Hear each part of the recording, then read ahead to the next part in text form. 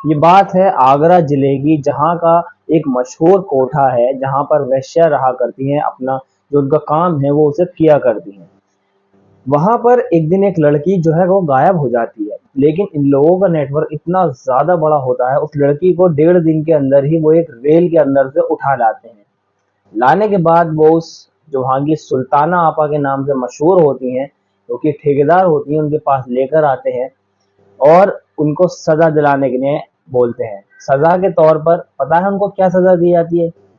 सुल्ताना आपा उस लड़की के पैर में एक कील ठुकवा देती है, जिससे वो ना भग पाए।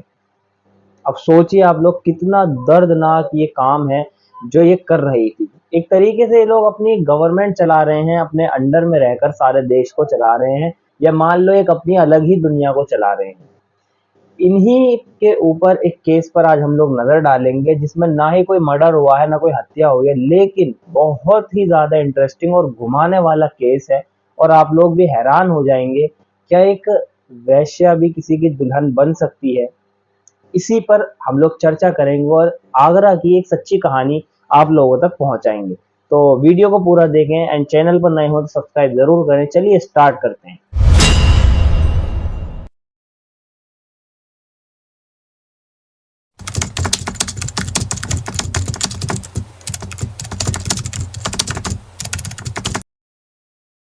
दिन संडे। आज है एक ड्राइवर का लकी डे, जिसको वो हर वीकली एक ऐसा दिन अपना वो निकालता है जिसमें वो किसी कोठे पर जाकर एक नई लड़की के साथ में सो सके, उसके साथ में मजे कर सके। ये ड्राइवर ऑल इंडिया परमिट पर गाड़ी चलाता है, जो कि पूरे इंडिया के अंदर गाड़ी को अपनी भगाता है, यानी बड़ी ट्रक ड्राइवर है ये एक दिन एक ढाबे पर रुकता है, वहां इसके दूसरे ड्राइवर से मुलाकात होती है और ये ढाबा होता है आगरे का। अब ये आगरे में रुकने के बाद इससे बातचीत करता है और कहता है, हाँ भाई, यहाँ भी कोई जुगाड़ है अच्छा सा हो तो बता यार, फिर ट्राई करें, आज हमारा संडे या छुट्टी का दिन है। वो बताता है, तुम ऐसे ऐसे एक सुल्ताना आप आए उस जगह पर वहां चले जाओ, वहां एक से एक मस्त, जो भी कह लो, मतलब लड़की मिल जाएगी आपको। तो वो सुनकर फौरन ही वहां के लिए निकल जाता है और वहां पहुंचता है। पहुंचने के बाद जब वो घर के अंदर एंटर होता है तो 4 लड़कों से उसकी मुलाकात होती है, जो वहां पर बॉडीगार्ड बतौर रखे गए थे, जो उसके दलाल होते हैं सुल्ताना आपा के। वो अंदर जाते हैं। अंदर जाने के बाद उससे सुल्ताना से मुलाकात होती है, उसे बताती है कि हमारे पास 6 लड़कियां हैं, आप जौन सी चाहो पसंद कर सकते हो। उन 6 में से वो एक लड़की को पसंद करता है और ले जाता है उसे अपने साथ कमरे में। वहां जाने के बाद उससे थोड़ी सी बातचीत होती है और वो उसके साथ में वही सब करता है जिसके वो उन लोगों को पैसे देता है। कर कर वो वहां से चला जाता है। फिर अगला दिन जब उसका गुजरता है, उसे उस लड़की की याद आती है और कहता है, यार एक बार और मुझे चांस मिलना चाहिए उस लड़की के पास ही जाने का। तो वो जो उसके भाड़े होते हैं वो इस तरीके से उनको मैनेज करता है कि संडे का दिन उसे आगरे का ही भाड़ा मिले। फिर क्या था, उसको मिलता है और वो फिर पहुंच जाता है अगले संडे। इसी तरह वो 2 बार आता है, तीसरी बार आता है, चौथी बार भी आता है। जब वो 4-5 हफ्ते से लगातार आ रहा होता है तो सुल्ताना को शक होता है और वो पूछती है, हाँ भाई क्या बात है, आदित्य इस लड़की के अलावा कोई और पसंद क्यों नहीं आती? वो कहता है, आपको पैसे से मतलब है, मुझे लड़की से आपका क्या है, आपको तो पैसे चाहिए, मुझे लड़की चाहिए, बात खत्म। वो ये कहकर उसके साथ सोता है। अब इसके दिल में उसके लिए मोहब्बत जागती है, ये उससे प्रेम करने लगता है। ये एक दिन उसे हल्का सा इजहार भी करता है, लेकिन लड़की ये सब बिल्कुल भी मना कर देती है, क्योंकि उसे डर रहता है कहीं उसके भी पैर में कील न ठोक दी जाए। और उनको ये सब कुछ पढ़ा दिया जाता है कि एक वैश्या अगर एक बार वैश्या बन गई तो वो जिंदगी भर उसी जिंदगी को जिएगी, अगर उसने भागने की कोशिश की तो उसको मार दिया जाएगा। और ये बात हकीकत भी है, जिसको मद्देनजर रखते हुए हम लोग आज आपके सामने यही कहानी को लेकर आए हैं। अब एक दिन ये दोनों साथ में बैठे होते हैं, तो ये बहुत ज्यादा बातें करते हैं, ये लोग मिलते नहीं है उस दिन, ये खाली बातें ही करते हैं। तब ये लड़की के बारे में जानता है। अब लड़की की जो स्टोरी है वो रुला देने वाली है। आप लोग चलिए आगे मैं बताता हूँ। ये लड़की बताती है कि मैं एक ऐसे खानदान से बिलोंग करती हूँ जहाँ का पेशा ही सेक्स वर्कर बनना है, जहाँ का पेशा ही वैश्य बनना है। वो बताती है, मेरी फैमिली में जब मैं 9 साल की थी तो मेरे माताजी और मेरे पिताजी, हम 3 जने साथ रहा करते थे। मेरे पिताजी ही मेरी माँ के लिए क्लाइंट ढूंढ ढूंढ कर लाते थे और उनके साथ में सेक्स करवाते थे, उनसे वैश्या वाला काम कराते थे, जिससे हमारा घर चलता था। ये बात सुनने में कितनी अजीब लग रही है, लेकिन ये बात हकीकत है जो कि हमारे समाज के अंदर आज भी जिंदा है। तो वो बताती है कि एक दिन मेरी माँ की तबीयत खराब रहने लगी, पर वो उस काम को फिर भी कर रही थी। तबीयत खराब रहते रहते मेरी माँ को पता लग गया कि वो अब नहीं बचेगी। एक दिन उसने अपनी बेटी से कहा कि मेरी बेटी, मैं जो काम या इस खानदान में जो काम होता हुआ आया है उसे मैं तुम्हें नहीं करने दूंगी। तुम इस जिंदगी से परे रहना, चाहे भाग जाना, मर जाना, लेकिन ये वाला काम कभी मत करना। इसी तरह वो अपने पति को भी नसीहत करती है कि मेरे मरने के बाद मेरी बेटी को तुम कोठे पर मत बिठाना, चाहे तुम्हें कुछ भी करना पड़े। एक दिन उस बेचारी की मौत हो जाती है और देखते ही देखते इनका घर का सारा रूटीन जो है वो गड़बड़ हो जाता है, क्योंकि वही कमा रही थी, उसी के पैसों से घर चल रहा था। अब आदमी निखट्टू है, वो कुछ कर नहीं रहा। अब हो तो घर चले तो चले कैसे। एक दिन इसके बाप को क्या सोचती है कि यार अपनी बेटी से पूछा जाए वो क्या इस काम को करेगी या ना करेगी। बेटी हाँ कर देती है कि हाँ पिताजी मैं कर लूंगी, आप टेंशन लें, आप मेरे लिए लड़के लाए। यार सोचने में कितनी ज्यादा अजीब बात है ये। अब लोग, लेकिन मजबूरी है उन लोगों की, वो कह देती है। लेकिन पिताजी उसके मना कर देते हैं। अब वो कुछ दिनों बाद में एक नई शादी कर लेते हैं। जब वो शादी करने के बाद दुल्हन को लेकर आते हैं, तो उसके 15 दिन बाद से ही उससे वाला काम कराना स्टार्ट करते हैं, क्योंकि वो भी उसी समाज से बिलोंग करती थी जिससे उनने शादी की होती है। अब देखिए, ऐसा काम चलता है 6 महीने, 7 महीने तक। उसके बाद में इसके जो पिताजी हैं इनकी मौत हो जाती है। अब जो औरत थी वो, उस तक क्लाइंट को आना थोड़ा मुश्किल हो जाता है, क्योंकि वो रेलवे पर खड़े रहकर और भी गली मोहल्ले में डोल डोल कर क्लाइंट लाया करते थे। अब जो लोग आते थे, बंदे कुछ जो लोग थे वही आ रहे थे बस, उसके अलावा कोई नहीं आ रहा था। इस बीच घर का खर्च और इस लड़की की पढ़ाई पर खर्चा करना बहुत ज्यादा मुश्किल हो रहा था। अब यहीं से स्टार्ट होता है इस बेचारी बच्ची की जिंदगी का बदलने वाला दिन। इसकी उम्र अभी 12 साल की हो चुकी है। 2-3 साल का ये पीरियड जो था वो गुजर चुका है। अब ये जो इसकी दूसरी माँ थी, ये कहती है बेटा तुम एक काम करो, मुझे यहाँ परेशानी हो रही है और तुम मेरे भाई के यहाँ चली जाओ, क्योंकि वो मुंबई के अंदर है, तुम वहां पर चली जाओ। वहां जाने के बाद तुम्हें अच्छे से, बस तुम्हें वहां सफाई करनी होगी उसके घर की, और अच्छे से सारे काम तुम कर सकोगे। वो वहां जाकर पहुंचती है। पहुंचने के बाद वो ट्रेन से उतर कर वहां पहुंचती है, तो अपने मामा जी, उनको मामा जी कहती है वो। अब मामा जी की नीयत खराब थी, क्योंकि मामा जी ने उसे अपने घर बुलाया नहीं बल्कि खरीदा होता है। जी हाँ दोस्तों, इस लड़की को 2 लाख रुपए के अंदर बेच दिया जाता है, जो कि इसकी दूसरी माँ इसको बेच देती है। अब जब इस बात का इस लड़की को पता चलता है तो सोचती है कि हाश, एक ना एक दिन तो ये होना ही था, मेरा मुझे कोई स्वीकार भी नहीं करता, मैं इसी काम पर बैठ जाती हूँ। अब वो आदमी इस लड़की के लिए नए नए क्लाइंट लाता है। इसी तरीके से इस लड़की की बुरी कहानी स्टार्ट होती है। और अब वक्त गुजर चुका है 1 साल का। 1 साल के बाद में ये लड़की जो थी ये थोड़ी वीक होने लगती है। यानी कि इसका जिसने इसको खरीदा था, इसके मामा ने, सौतेले मामा ने, वो अब इसको सुल्ताना तक पहुंचाता है। वो एक दिन सुल्ताना के परिवार को बुलाता है अपने घर, क्योंकि इन लोगों का बहुत बड़ा नेटवर्क है अपने भारत देश के अंदर भी। इनके जगह जगह पर कांटेक्ट, हर कोठे भाई कोठे मिल जाएंगे आप लोगों को। सुल्ताना जब घर आती है देखने अपनी पूरी टीम के साथ, तो उन्हें ये लड़की पसंद आ जाती है और वो इसको 15 लाख रुपए में खरीद कर अपने साथ ले जाती है। जब ये लड़की उस ट्रक ड्राइवर को अपनी ये कहानी बता रही होती है, तब बेचारा बहुत ज्यादा वो रोता है। अच्छा, ये बंदा जो था ये साफ दिल का लड़का था। हालांकि इतना भी साफ नहीं था, क्योंकि साफ होता तो कोठों पर क्यों जाता। लेकिन ये वैसे बहुत ही ज्यादा साफ दिल का था। वो ठान लेता है कि इस लड़की को ही मैं अपनी दुल्हन बनाऊंगा और इसे इस पिंजरे से, इस कैद से आजादी दिलाऊंगा। हाँ, खैर लड़की और भी बातें बताती है कि मैं सुल्ताना के यहाँ आई तभी से मैं यहाँ पर काम कर रही हूँ, और हर रोज मेरे साथ 10 से 15 लोग सोते हैं, और यही मेरी जिंदगी है, यही मेरा घर है, यही मेरा कोठरा है। सुल्ताना के यहाँ से कोई भागने की कोशिश भी अगर करता है तो ये उसके पैर में कील ठुकवा देती है या उसे मरवा देती है। आज तक कोई भी इन कोठों से रिहा नहीं हो पाया। इसीलिए वो लड़की कहती है इस लड़के ट्रक ड्राइवर से, मैं तुम्हारे हाथ जोड़ती हूँ, तुम मेरा पीछा छोड़ दो और तुम अपनी जिंदगी जिए जाओ और मुझे अपनी जीने दो, वरना ना तुम रहोगे ना मैं रहूंगी। ये सुनकर उस लड़के को डर लगता है और वो वहां से चला जाता है। फिर वही 1 हफ्ते बाद संडे का दिन है। आज ये लड़का फिर से सुबह सुबह 7 बजे कोठे का दरवाजा खटखटाता है। सुल्ताना बाहर निकल कर आती है और कहती है, तुम इतनी सुबह यहाँ क्या कर रहे हो? वो कहता है, मुझे उसी लड़की से मिलना है। कहती, दिमाग खराब है, वो भी सो रही होगी। कहता है, तुम उसे जगा दो, मैं दुगने पैसे देने को तैयार हूँ। सुना है पैसे के आगे दुनिया नाचती है, वही चीज यहाँ पर देखने को मिल रही है। ये उसे तुरंत जगाती है और उसे उससे मिलने के लिए भेज देती है। ये आज भी इसके साथ में सोता नहीं है, बल्कि बातें करता है। बातों में ये इसे बताता है कि मैं तुमसे मोहब्बत करता हूँ और तुम्हें अपने साथ लेकर ही जाऊंगा, चाहे मैं मरूं या जीऊं। तुम इस कैद में नहीं रहोगी, ये मेरा आखिरी फैसला है।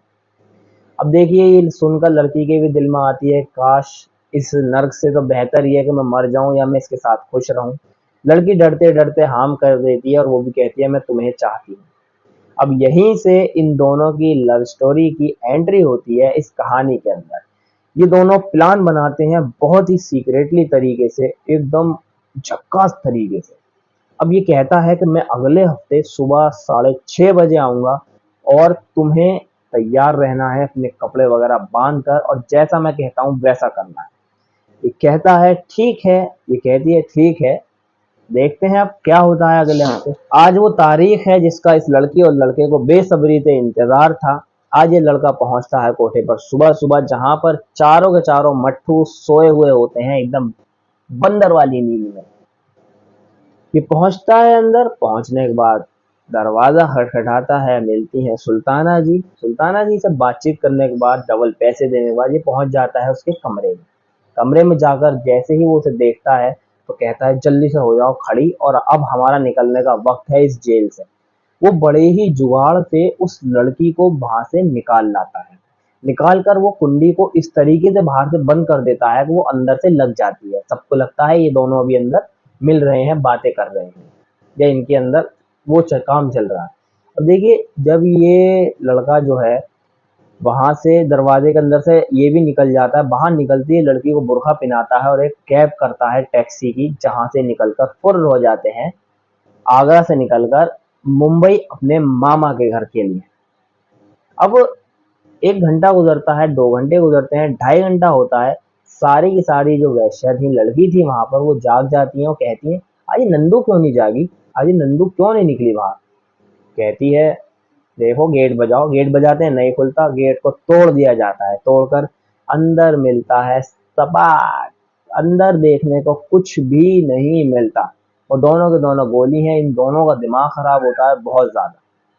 अब ये इनकी पूरी टीम पूरे हिंदुस्तान के अंदर लग जाती है, जोरों शोरों से चेक के सारे रेलवे स्टेशनों पर जाते हैं, एक एक ट्रेन छानते हैं, एक एक टिकट छानते हैं, सारे शहर की सीसीटीवी फुटेज को छानते हैं, लेकिन ना कहीं उस लड़के का पता है, ना कहीं उस लड़की का पता है। अभी लोग परेशान हैं कि आखिर ये गए तो गए कहाँ। ये दोनों इतने ज्यादा चालाक होते हैं। सबसे पहले अपने दोनों को दोनों, वो जो लड़का था वो अपने सिम तोड़ता है और नया सिम डालता है और अपने आधार कार्ड भी चेंज कर देता है और एक फेक आधार कार्ड उस लड़की का भी बनवा देता है। बनवाने के बाद जब ये लोग कैब ड्राइवर की मदद से पहुंच जाते हैं अपने मामा के यहाँ पर, तो वहां पर अंदर घुसते ही ये, मतलब उससे वहां जाने से पहले ये लोग कोर्ट मैरिज कर लेते हैं, सारे सर्टिफिकेट और बाकायदे कोर्ट के तरीके से ये लोग मैरिज कर लेते हैं। अब देखिए दोस्तों, इस लड़के ने वैसे तो कोई गलती नहीं की है, बस ये उनकी दुनिया के लिए बहुत बड़ी गलती है और उनके मुंह पर एक तमाचा है जो कि तेल का हाथ लगाकर लगा हुआ है। इसीलिए वो लोग बहराए फिर रहे हैं। वो कहते हैं, हमें जिंदा या मुर्दा ये दोनों के दोनों चाहिए तो चाहिए, चाहे पैसा ही कितना खर्च हो, वक्त कितना ही खर्च हो और टाइम कितना ही खर्च हो। अब देखिए, इनकी सारी की सारी कोशिशें नाकाम होती नजर आ रही हैं। इनका नेटवर्क जो है वो यहाँ पर फीका पड़ रहा है इन दोनों को ढूंढने के लिए।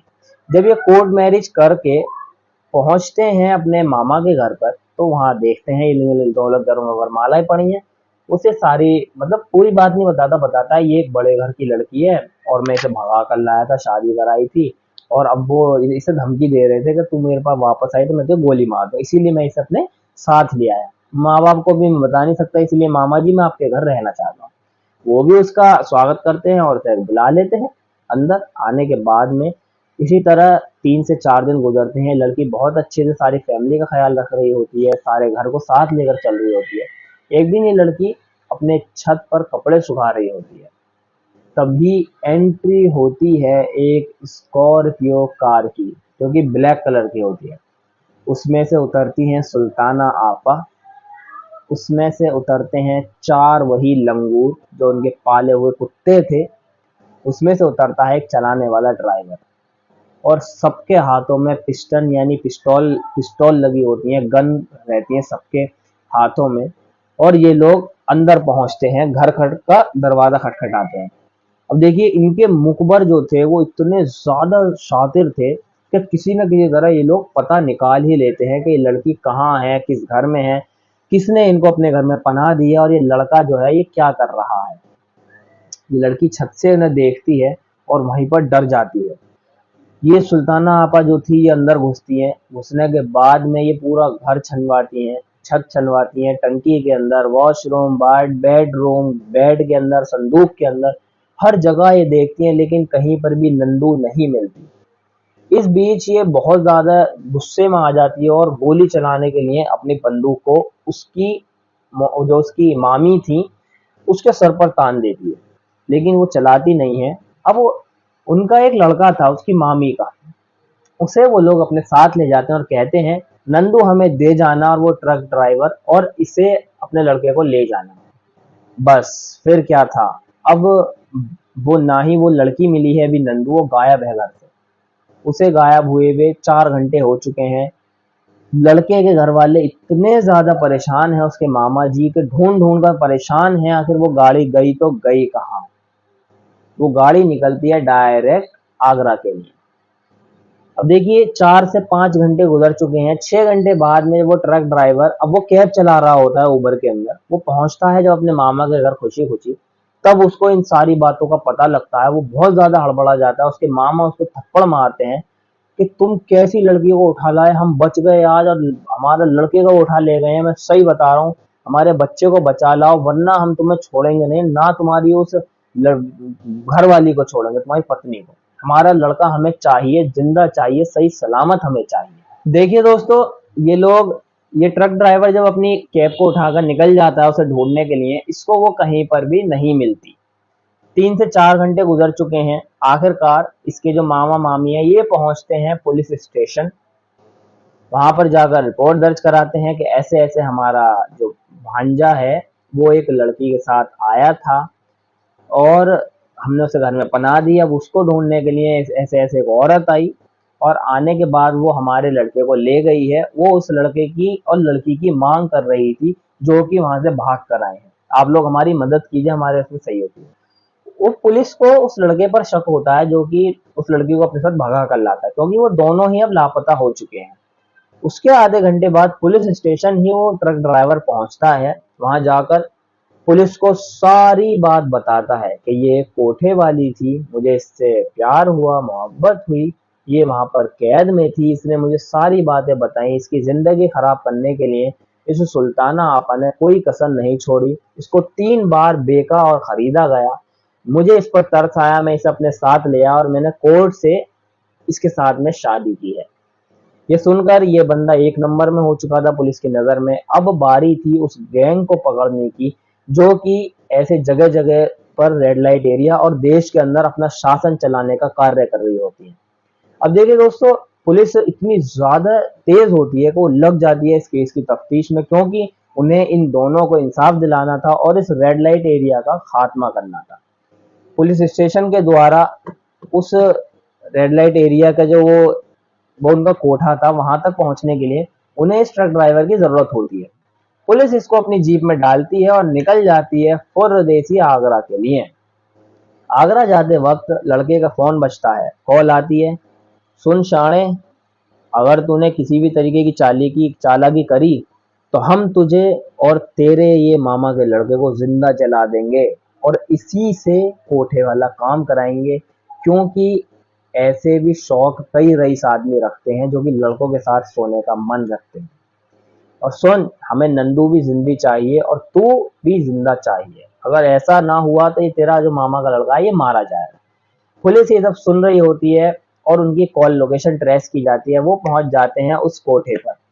कोठे पर पहुंचने के बाद वहां पर सुल्ताना तो नहीं मिलती, पर वहां पर मिलती हैं उसकी जो नीचे के सारे वो थे ना, नीचे के क्लाइंट वो थे, उनके जो चेले चपाटे होते हैं, उन्हें पुलिस गिरफ्तार करती है और सारी की सारी लड़कियों को गाड़ी में भरती है और पहुंच जाती है लेकर थाने।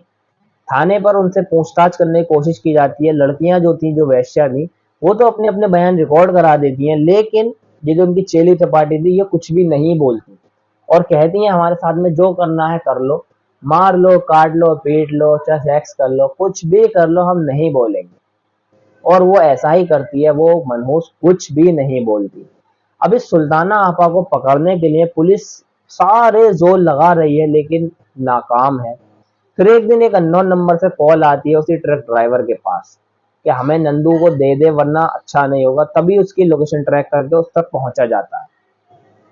पहुंचने के बाद सुल्ताना आपा को गिरफ्तार करके खसेड़ते हुए पुलिस जब जिप्सी के अंदर लाती है, तो पता है ये क्या कहती है मैडम? ये कहती है, अरे साहब, अपनी कीमत बोलो, कीमत। हम तुम जैसों के बीच रहते हैं, तुम जैसों को खिलाते हैं, हमारी वजह से तुम जैसों का घर चलता है। वो ऑफिसर बेचारे ईमानदार थे, वो कहते हैं यार ये तो ज्यादा ही उड़ रही है, इसके पर काटने पड़ेंगे। तो पता है, एक हंसी की बात बताऊं, पता है क्या कहती है? कहती है, साहब, वर्दी के नीचे भी तो है तो एक मर्दी, आओ आकर ठंडा कर देती हूँ तुमको भी। मतलब कितनी ज्यादा हंसी की बात है ये। आखिर इन लोगों को पुलिस से भी डरना लग रहा है जिससे दुनिया डरे, और ये इतना बड़ा क्राइम कर रही है, नंबर 2 का काम चलाने, जब भी ये लोग डरने को तैयार नहीं है। तो इसमें कहीं ना कहीं गलती भी पुलिस और प्रशासन की ही है, जो लोग बिक जाते हैं इनके चंद रुपयों के खातिर। अच्छा सलाम है उन ऑफिसर्स को जो लोग नहीं बिकते और ईमानदारी से देश को बचाने के लिए अपनी ड्यूटी को निभाते हैं। चलिए स्टोरी को कंटिन्यू रखते हैं, मैं खामखा कहीं और चले जाऊं। अब इसको गिरफ्तार करके ले जाया जाता है जेल के अंदर। अब देखिए, इस ट्रक ड्राइवर को नंदू मिलती है उन्हीं की दूसरी गली से, यानी जहां पर ये अपने मामा के घर से, वो बता दिया कि मैं छत से कूद कर बराबर वाले घर में गई थी, फिर वहां से नीचे उतरी थी एक पाइप के सहारे और वहीं पर छुप गई थी, इसीलिए वो वहां पर बच जाती है। फिर ये लोग रेड लाइट एरिया पर रेड मारते हैं, जहां का वो पता बताती है कि वहां पर है वहां का उसका लड़का अपने मामा का। इस तरीके से इन सभी लोगों को सेफली अपने अपने घर पहुंचाया जाता है और नंबर 1 में इनकी शादी को कराया जाता है और ये लोग अभी सुखी सुखी अपने घर में रह रहे हैं। लेकिन अभी देखिए, इस केस को फाइनल नहीं किया गया है, क्योंकि इन पर मुकदमा काफी लंबा चलना है, क्योंकि इन लोगों की पावर जो है वो बहुत ऊपर तक होती है, ये लोग पैसा भी बहुत खर्च करते हैं। इसीलिए मान लो या कुछ भी मान लो, लेकिन अभी इस पर फैसला नहीं आया है, ये केस पेंडिंग में है। बहरहाल सुल्ताना आपा जेल के सलाखों की हवा खा रही हैं इतने, और सारे के सारे जो इनका काम था ये वाला, ये बंद हो चुका है। वो कहती है हमारे पेट पर क्यों लात मार रहे हो? वो कहती है ऐसा पेट ही किस काम का जो ऐसे लोगों के सहारे चले, जो बेचारी खुद अपनी जिंदगी बर्बाद करके तुम्हें कमा कमा कर दे। तो रेड लाइट एरिया वाली जो वो जगह थी आगरा के कोठे वाली, वो फिलहाल बंद है। इस लड़के की हिम्मत और ताकत और जोश के खातिर ये लड़की इसके साथ में आज खुशी खुशी रह रही है और इनके घर वालों को भी इन पर नाज है। इसी तरह आज की कहानी को हम लोग एंड करते हैं। उम्मीद है आप लोगों को अच्छी लगी होगी। चैनल पर नए हो तो सब्सक्राइब जरूर करें, वीडियो अच्छा लगा हो तो लाइक जरूर करें। मिलते हैं फिर कल एक नई और अच्छी इंटरेस्टिंग वीडियोस के साथ। तो जब तक के लिए अपना और अपनी फैमिली का ख्याल रखें। हमारा मकसद बताना नहीं बचाना है। जय हिंद दोस्तों।